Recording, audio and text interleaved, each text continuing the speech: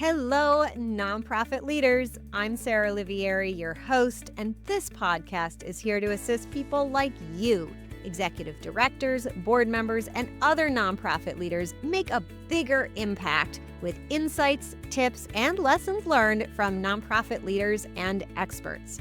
Having been an executive director, a board member, and now a consultant and coach, I truly understand the challenges you face. And that's why I'm here. I'm all about working smarter, not harder, so you can make a bigger impact without the burnout. And so is our sponsor, DonorBox. DonorBox isn't just a suite of helpful fundraising tools, it's a partner that helps you raise more money and supports you in retaining your donors. I love their forward-thinking approach. Visit donorbox.org to learn more. And don't forget to sign up for the Inspired Nonprofit Leadership newsletter, where you'll get bite-sized, actionable tips just for nonprofit leaders like you, delivered weekly to your inbox. Sign up at inspirednonprofitleadership.com/sign up. Okay, let's dive into today's episode. My guest for this episode is Patrick Waldo, who is a seasoned technology leader with over 15 years of experience in developing AI, ML, and data analytics, SaaS solutions adopted by the Fortune 500. And as CEO of UnicornForms, he's on a mission to make paperwork frictionless through innovative and form and document management. Previously, he served as VP of Product at Discernis, where he drove product development, led technological due diligence through 2 PE acquisitions, and secured 2 patents in AI, ML, and NLP. Those are all technical words, folks, that we can dive into if you want, but it is such a pleasure to welcome Patrick. He has such a proficient background in the kinds of technology that we all need to be thinking about today, which is why I invited him to join us on Inspired Nonprofit Leadership. Welcome, Patrick. Before we dive into our more formal interview today, would you just share something about yourself personally? Yeah, Sarah, it's great to be on the program. Thank you so much for the invitation. Hello out there on the interwebs. So I'm Patrick Waldo, founder and CEO of UnicornForms. I grew up in the Washington, D.C. area. Probably the most interesting thing about me right now is that I'm a very proud rabbit dad, at least at the moment. So we've got 3 bunnies, and they are a handful sometimes. We started with a single bun who's great. She's very chill, relaxed, the best bun in the world.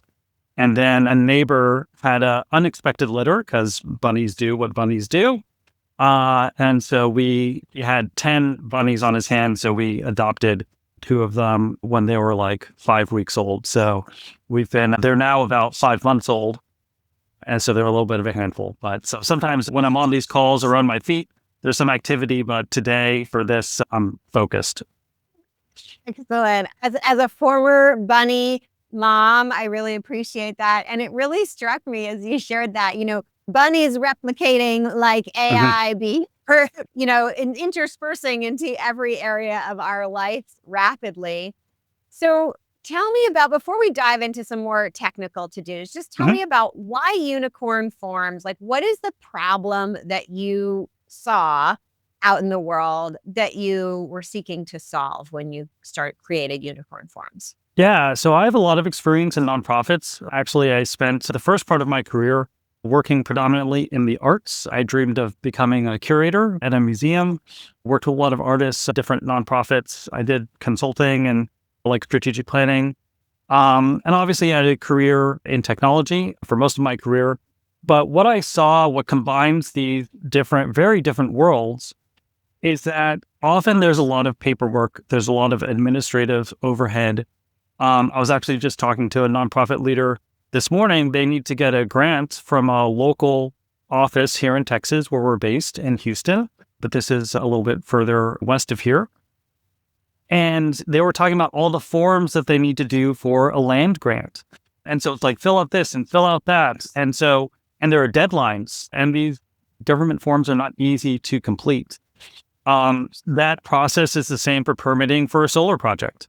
It's a very similar problem if you are dealing with an inspection in a factory or a plant. There's all these auditing things in checklists and things you need to complete and fill out. The core problem is that e-sign solutions today are sold to sales teams. They're sold to realtors. They're sold to lawyers who are maybe sending 5 or 10 contracts a month. But often we see in the nonprofit sector that you might have hundreds a year, possibly more if you're doing programming, if you've got a school, if you've got after, summer programs, membership, board agreements, there's or leases. We're working with a nonprofit that does events. They had 100 food vendors that all needed to sign, the food vendor agreement form.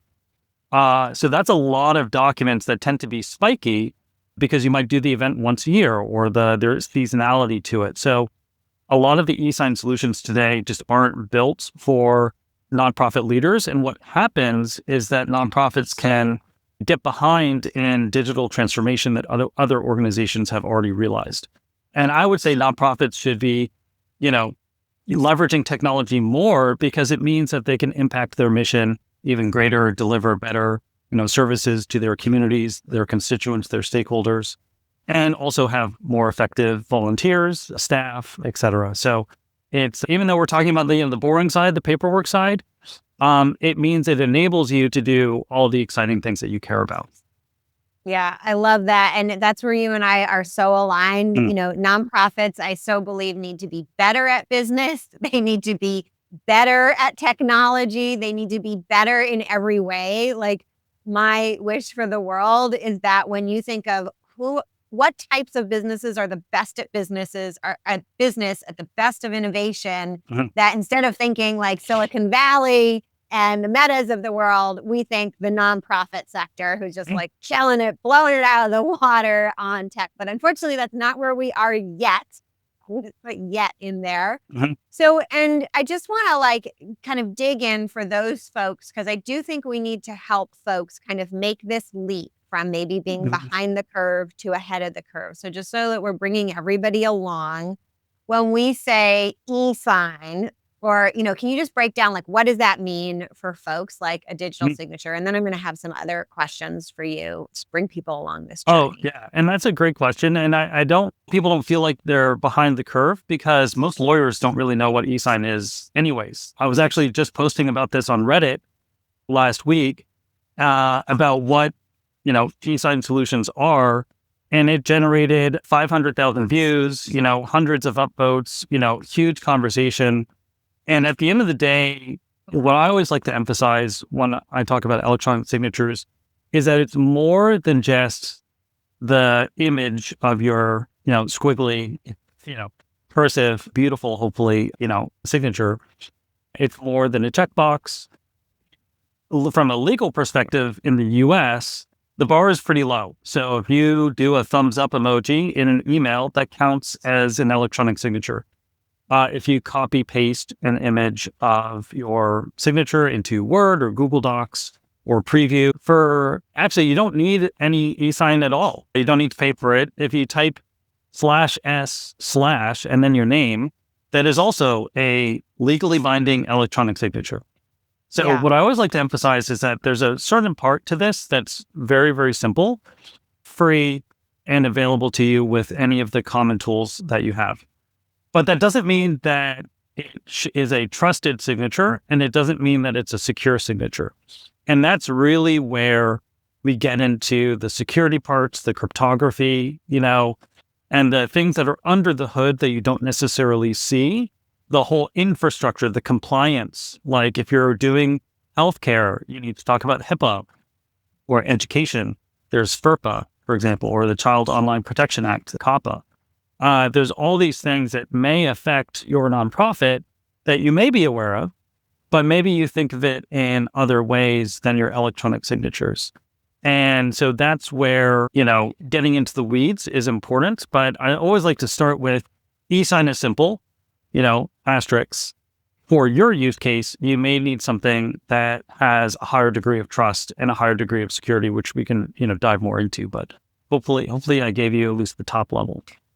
Yeah. I think that's so helpful because people do wonder, like, what's the minimum? I think a lot of Mhm. people have asked that question. I asked that question of my own lawyer while I was seeking out solutions. And she was like, basically, the law is intent to sign. And I was Yeah. like, oh, right. So that makes it like, yeah, anybody who is intending to sign, all right, sure. That is a low bar. So tell me a little bit about, can we just kind of dive into, can you give me a couple examples of a use case where you would want a more trustworthy signature? Yeah, exactly. So intent to sign and attribution are really the core, elements. And there's a lot of case law of people actually where they say they didn't sign something, but there's a record of them signing. Actually, there was a very early one about emails in 1996. If you want to get into it, that's quite interesting. Where this manufacturer was required to pay for something that they said that they didn't have to pay for, and it was all recorded over email. That said, there's also plenty of case law that's showing that signatures are being thrown out even when using major e-sign solutions because they are not able to demonstrate intent or attribution. So when you are signing someone up, especially for like a school program or a board agreement or any like a grant, these are things that require tamper proofing, fraud proofing, where you need to know that this person wants to do your program. It also makes it easier to sign. So signing on a mobile device, like we work with the Houston Film Commission to essentially permit any, production that's shot on city property. What the filmmaker wants, what the artist wants is I'm on my phone and I'm shooting a music video or whatever in Houston. Done. I'm signed. I've uploaded my liability, my certificate of liability. The office, confirms it. So there's that ease of use component that software allows, but it also provides timestamping. It provides an audit trail. It provides deliverability. It provides, I have checked that this email address is actually valid. So all of that enhances both attribution as well as intent to sign, which increases the trust. And then again, particularly if your nonprofit works with children or touches healthcare information, then absolutely you need to protect that data but even if you're not, you're often capturing private, personally identifiable information that is considered sensitive. In education, there was a big school information system called Our Schools. They had a huge data leak. It happens like every couple of years. So even your nonprofit, even if you're small and you think you're not affected, you want to make sure that the data that you're capturing, names, email addresses, physical addresses, allergy information, all of that is considered sensitive and should be protected. So there's, again, as we get more into the weeds here, there's always two sides. One is, how do we make sure the signature is trustworthy? And then two, oh, wait, actually, we're also capturing data. And how do we be good stewards of that data? Yeah.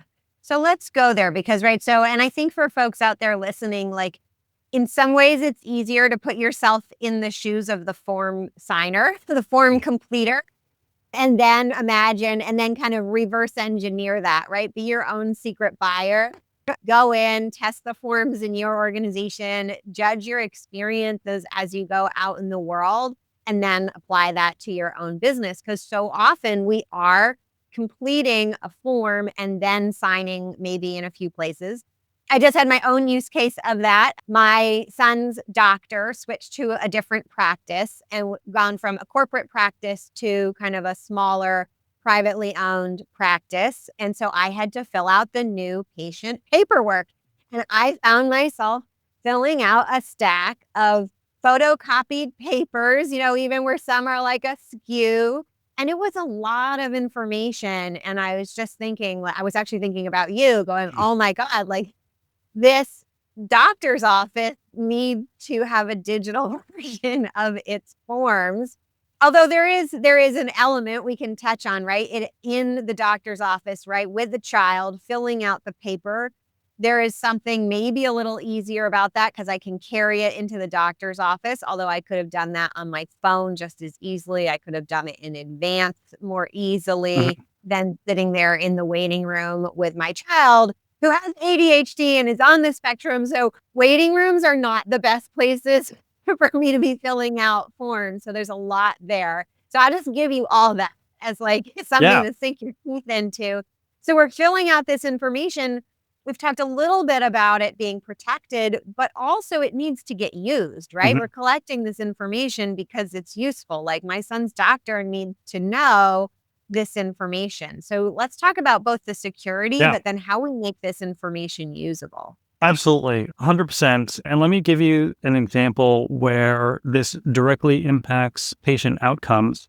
And this actually happened to my wife a few months ago. So she went into the doctor's office and, the doctor prescribed some medicine, and then she got a message that this wasn't, covered by her insurance. In fact, it was covered by her insurance, but the person at the front desk had to copy all that information from the paper forms, or if they had an electronic medical record system, I can't remember, and then retype it into the insurance claim form, and they forgot to enter her employer information. So this is the problem when I talk about like digital transformation and streamlining, is that there are required fields, simple ones like employer, and because that field is left blank, you get denied. This just happened with the passage of the bill, with the Medicaid and Medicare cuts that are due in the next couple of years or so. One of the big challenges is that why they can defend, these are not really cuts, is because they've actually increased the administrative burden. So there's an increased paperwork requirement, such as, work hours, for example. And many people are either not able to fill those forms out because they're cumbersome, or they don't know, they don't tell them what to do. There's not that text message going out like, hey, what were your work hours this week? So when we do work in these areas to automate some of these paperwork things, you get that information so that you aren't denied your benefits. And in fact, studies show that one of the top reasons why someone is denied healthcare claims is because of errors on patient intake, right? The information that you're filling out with, your children next to you, running around screaming, you're taking, you make an error and now maybe they're not getting the medicine and you don't know why. So that's a huge outcome. The other side, of course, is the security, where there are data leaks. Healthcare, unfortunately, also leads the nation in data leaks, just like the Power Schools example that I talked about. And so that means that sensitive information, social security numbers, can get out there to bad actors. And you want to make sure that all of that is locked down. And what I always like to say, because I spent 15 years in regulatory compliance, the minimum is not enough. The minimum is absolutely not enough. It's not enough for your constituents, your stakeholders. You don't necessarily need to be the bank, but we can also provide you bank level security, and you also don't need to, pay 5 times as much for it. In fact, we are half the cost of most of the major e-sign solutions.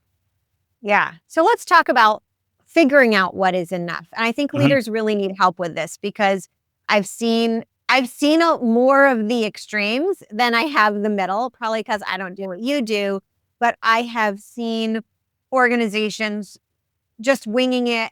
They're just not aware often. It's not like they're like, oh, we know what it should be and we're just ignoring it. No, usually like we just didn't realize that this wasn't secure at all.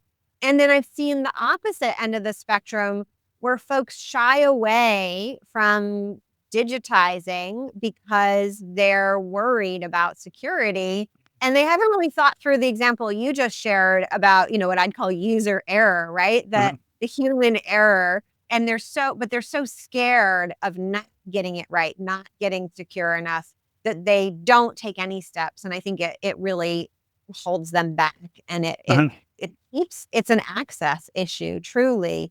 To use my own example again, if I'm really honest, in that form, I had to continue filling it out once I went into the room with my child, the doctor's room, the patient room, which is even worse for me because my child just loves to pick at everything and is interested. So I'm always like, please don't rip up all the paper, on the table before the doctor gets here. And no, we can't play with all the, the stuff that they look in your ears and all the medical equipment. Like, we can't touch it. We can't pull out all the cotton balls. And we can't, like look in every drawer. And so imagine like I cannot fill out a form that well while I'm trying to prevent my child from Mhm. demolish a doctor's office. So, and that is, hence why we followed his doctor, who we love and is amazing.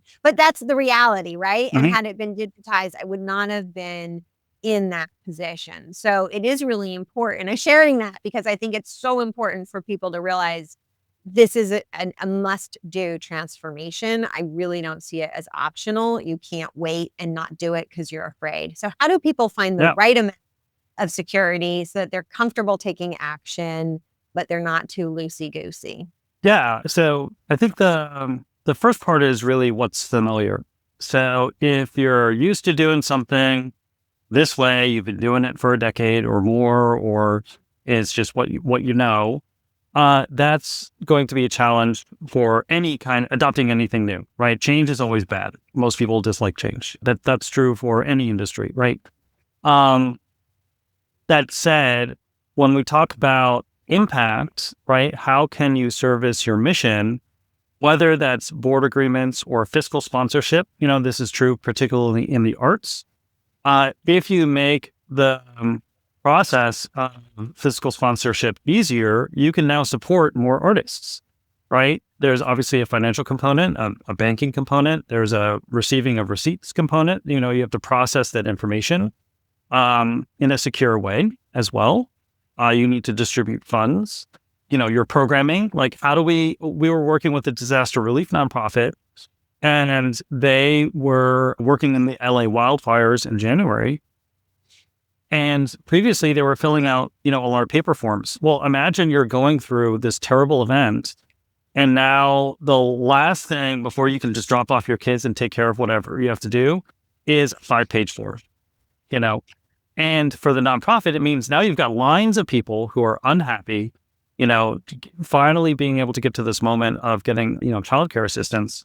And with us, they were able to process people within minutes because they were pre-registered. So there's the ease of use component that I think is often overlooked compared to the current manual process, which may be fine for what you're doing now.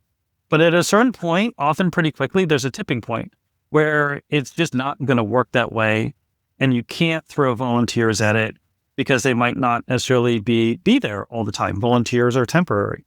And then, the security side of it, I would say is always there because the risks only get worse. So, and the cloud has been around for, a very long time. So there's not necessarily a challenge with storing something to your Google Drive, but we want to make sure that things are masked because email is not always the best place to store information. So we can make sure that information is secure in transit as well. And, we're here to strike that happy balance. And that's why we offer onboarding and training and guidance for nonprofits to help them understand what do they really need to do and then get them into the right plan for them. Yeah, I think that's so key. And it's what I really loved about what you're doing with Unicorn Forms is that you're giving people the kind of security that they need at the right level, but Mhm. you're making that process of getting that feel easy and doable for, at whatever kind of tech level the nonprofit is at. And Mhm. I think having that healthy respect that you have of meeting people where they are is really key. Too often I see the technology world meet the organization world, the Mhm. nonprofit world, and be like, well, you just have to do it our tech way. And we're like, Right. well, right where we are, right? And then the match isn't really made. So I think that's so important in making these things possible. And I want to add too, when you make things digital, you unlock a level of accessibility. So for everyone that struggles with handwriting Mhm. or the logistics of reading, so the dyslexics and the dysgraphics out there, or for whatever other reason, or the busy parents, once something is on a device, now people can use their screen readers and their dictation. So you just made your forms a whole new level of accessible Mhm. by digitizing them as well. Yeah, So I think language that's, as well. So we yeah. offer translations, in Houston, for example, there's, I believe, 150 languages that are spoken. We see this a lot with our education organizations that we work with that, English may not be the first language of many of the students that they serve. And so being able to provide that translation assistance, again, removes that barrier of accessibility. And so, yeah, we're all about that. And, as I said, I've been in the admin shoes, on the other side of the fence. And so hopefully I can speak their language and meet their needs. Yeah. So one more point I want to touch on before we wrap up is, we kind of talked about, yes, you can get the data from, the input, keep it accurate. But now you have the ability, I imagine, if you've digitized things, to analyze your data across your clients. How many people are you serving? You could know that number very quickly, start to analyze the demographics of who you're serving, or, if you start building profiles on people and you're inputting survey results. Tell us a little more about what do you see organizations doing and a next level after they've adopted kind of digitizing everything in a secure way. What's possible then with their data? How does that help them? Fantastic question. So this is one of the I don't know, I would say economic impact is one of my favorite topics, because that's where your mission and your data align. So often you're collecting information from the constituents that you serve. So whether that's your programming, or whether that's your fiscal sponsorships or your grants or, your RFPs, whatever you're putting out there, you are collecting all this data that needs to be analyzed. And often grants will ask you to provide economic impact or mission impact in numbers. That's certainly been happening over the last, 10, 15 years. And it's increasingly the expectation. So, for example, with the Houston Film Commission, they are funded by the hotel occupancy tax, which is very common for many arts organizations. What that means is they need to show, or they need to track which hotels people are staying in. They want to know, are you hiring local catering crews and local crews behind the camera or in front of the camera? They want to support the city of Houston and how much they are bringing film. There was some recent, tax incentives here in Texas in the last legislative session, which is phenomenal. But all of that information came from a 2-page PDF, which previously they had to have an intern or the director himself, Alfred, a wonderful human being, would have to literally, out one by one, the hundreds of submissions that they get a year. I think it's about 400. And that's very time consuming. That's not just a weekends of work. It's weeks of work, counting, tabulating, creating charts. And then in their annual report, they need to, include it in their Word doc. With us, they can just export it, create that pie chart, and they're done. If they really wanted to get fancy about it, you can hook it up to Power BI, which is a wonderful tool if you're in the Microsoft universe. And now it's just live. You've got a live dashboard of everything that you're working on. And so that may, again, we're now completely outside of the world of eSign, and now we're, that's why I say, eSign isn't often the problem. It's how we talk to people about their need, because it's like, oh, I've got all these documents that need to be signed. And then the question is, well, now what? What are we going to do with all these documents? Well, oh, actually, I need this data that's in this document. Oh, wait, it's in a PDF. I can't get the data. I'm like, yeah, right. That's why you need to use us, because we index the data, we store it securely, and now you can export it and do whatever you need with it. So it's eSign is often just the tip of the iceberg. The next parts are all about data and workflow and everything you need to do with it. Yeah, I love that. It makes me so excited. I'm like sitting here like jiggling in excitement, because it makes me think, you're going to free up so much time, like things that used to be the labor, like getting the form completed, become the easy part. And now, like, here's just my brain just spitballing things like, if it were me, I'd be like, how maybe people check in, they have their intake form, and then maybe they check in. And now I know when they've checked in, and maybe they check out now on a very short form. And maybe that checkout form prompts them to record a little selfie video saying one thing that was amazing about their day. And now you have, testimonial videos from your clients, and they can check, permission or not permission to use that video publicly. Mhm. And you've got like your marketing material to your donors and for your website and your social media just flooding in. And maybe now also it can be like, so they made the video, they checked it was shareable, and it auto posts right on your Facebook, right? Nobody even needed to touch it. Or maybe it gets scheduled and just needs a click for approval, right? Uh-huh. These things can all be connected.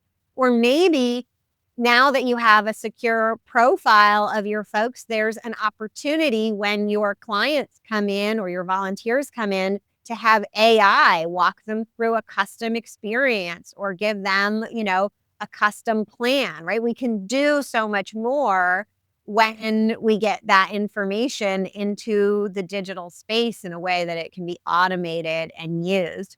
Uh-huh. So I'll ask you, what do you think is coming next with AI in the mix and forms? What do you think is on, the next level for folks? I love that question. I mean, there's so many tools that are out there. I would say, I was actually just talking to someone, they were interviewing for a job, and they were like, well, what do you think about this app? And the app had just launched like 3 months earlier. And then they were like, oh, I've never heard of it. And then their feedback was, well, we need to hire someone that works at the speed of AI. I don't know what that means, but the AI is being pushed out very, very quickly. That's a good thing and it's a bad thing. It's a good thing in the sense that there's so much out there that can be very, very helpful.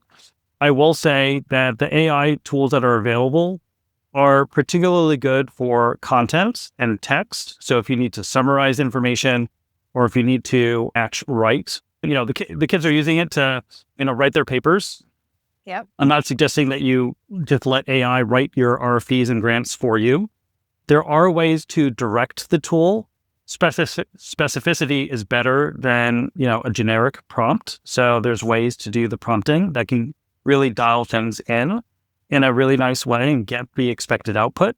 So there's a lot of really good things. There's also a lot of, I would say, not so good things in that the tech isn't necessarily proven. It's not necessarily secure. I actually just experienced this. I was working on an internal tool that I'm coding myself because I'm technical. And because I'm technical, I decided to add tests. That's the first thing you do as a programmer. It's like, okay, I want to build these tests. And then the AI, when it would run the tests, would delete the database. This is bad. And when I asked it, I was like, well, why did he do that? It said, oh yeah, I can see that this is a very dangerous situation.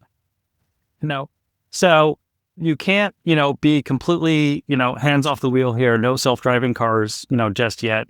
But there are a lot of tools that can be very helpful in processing information. Obviously, we have an API that can integrate with many of these tools that can get that data and do things with it, such as, the analytics and reporting and whatnot. So, but yeah, I do think that there's a lot of opportunity here.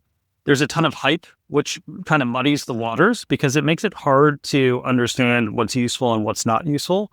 And so hopefully, you're educating your audience on all of those tools that's out there. So stay tuned. You'll learn from Sarah about all the cool things. All the cool things. Well, I'll tell you one thing I've been thinking about. I'm curious your take on this as I see people approach AI is there's still this idea that we have to be super structured. Like, I was just hearing this yesterday. We got to use a tool to create an AI agent and we're going to program in all these steps and all these interactions. And my sense from using AI, and I don't have a strong coding background, but I used to build websites back when with HTML and PHP. And I could write HTML and edit PHP, but not write it from scratch. So I have that coding mentality, but my sense of AI is that very quickly the need to kind of structure it is getting reduced significantly. And that, being careful about your data sensitivity is, really important. Don't just go plug your sensitive data into anything without somebody technical really understanding that. But as far as thinking about how to structure it, maybe we won't need such rigid structure. It will be able to self-structure, and where we need the structure is in the guardrail. Like you were just talking about the test. I had a very similar problem just the other day. I asked it to I had written a series of emails in collaboration with ChatGPT, and I said, would you recommend dates and times for each of these emails to go out? And it was like, one of them was Thursday, July 11th. And I was like, Thursday is not July 11th. Thursday is July 10th. Can you go and recheck the dates? And it's like, oh yeah, you're right. I was wrong. Let me fix them. And it was still wrong. Right. It gave me the wrong dates again. And I was like, oh wow, those dates are still wrong. And on the third answer, it was still wrong. And finally I was like, well, I'm just going to look at the calendar. Yeah. And go manual. So we do have to watch out for accuracy. But what are your thoughts about, like, do we need to take a very structured approach? Will AI become self-organizing? What do you think there? So when you started, you mentioned NLP. So what that means is natural language processing. So I've got 2 patents in doing a lot of this work in the early days, and I've been using these tools before the big LLMs, that have come out. So I've got a deep depth of experience in how these tools work. And at the end of the day, it is simply predictive text. So, we do the games. It's like you start with a prompt, these memes where it's like, start with, I wish I, and then what does it predict next? That's what this is. So if in its mind, Thursday in July is highly associated with 11 instead of 10, that's what it's going to spit out. It doesn't have a concept of a date, right? It doesn't really know that this is a date. There are advanced reasoning skills that are being introduced. But that's what I always like to emphasize first. Like, what is this technology and what do we expect from it? So again, that's where the tech stuff, summarizing, writing, it's very, very helpful. When you get into things like scheduling, which do require that structured information, it can be a little hit or miss. And that's where those manual checkpoints are really key. Human in the loop is what we like to call it. But I would say the agents are not right now, they're not that good and they're very expensive. You have to be very, very careful with how you use your tokens, because if you're using ChatGPT, you're using tokens there. If you're using an agent, you're using tokens there. And if you don't set it up right, you might be spending $2,000 a month on something that's maybe saving you 15 minutes. So I know it's a fun, shiny tool and it feels good, but studies have shown that in most areas of agent use, you are actually less efficient than more. You may feel differently because it's cool and it's new and it's exciting, but the outcomes are not necessarily better or faster when you're using some of these AI tools. So that's where I would say, especially for nonprofits, some caution is maybe warranted, unless you've got someone who does know what they're doing that can really help, point the tools at the right direction. I always like to say a bulldozer is a very, very powerful, very, very effective when pointed in the right direction. So if it's not pointed in the right direction, it's a terrible, destructive thing. So, be careful out there. Yeah, I love it. Such good advice from somebody who really knows. Thank you so much, Patrick. Before we wrap up, who should be reaching out to you and what is the best way to do that? Yeah, so we are trying to talk to as many nonprofit leaders as we can. I would say we do a lot of work in education and health-related organizations, services, disaster relief. We've been having some great conversations with community foundations, organizations that service other nonprofits. If you're doing anything with RFPs, grants, for even simple use cases, like we were working with Preservation Houston, they do architectural work here in town. They just needed help with board agreements because more and more you've got distributed boards. How do you get that quorum? How do you get board agreements signed? Well, in that context, using eSign really is the right solution. So whether you're sending out just a few documents a month, or you've got a simple use case, or you've got something more complicated, we're here to work with nonprofits at any level. And yeah, our website is unicornforms.com, one word. And we've got a new guide that just came out for this episode called The Ultimate Guide to eSign for Nonprofits. And so we'll be sharing that shortly. Excellent. And we'll make sure those links are in the show notes. And if you're already on the email list, we'll be sending out a link to that guide because I think it's really, really important. Well, thank you so much, Patrick. And thank you out there for listening and everything you do to make our communities better. I have a small favor to ask of you. Please take a moment to share this episode or another episode with somebody who you think could benefit from it.